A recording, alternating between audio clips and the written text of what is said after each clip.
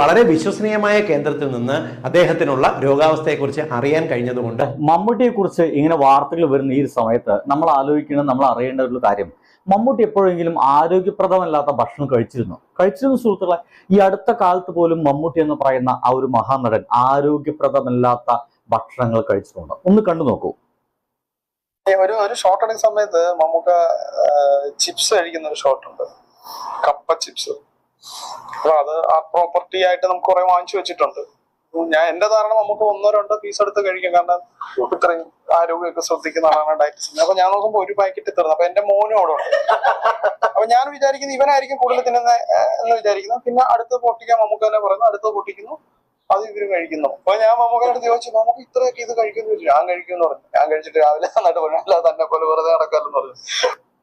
ഇത് കാതൽ the core എന്ന് പറയുന്ന സിനിമയുടെ സംവിധായകനാണ് സംസാരിച്ചുകൊണ്ടിരിക്കുന്നത്. തൊട്ടടുത്ത് മമ്മൂട്ടി ഇരിക്കുന്നത്.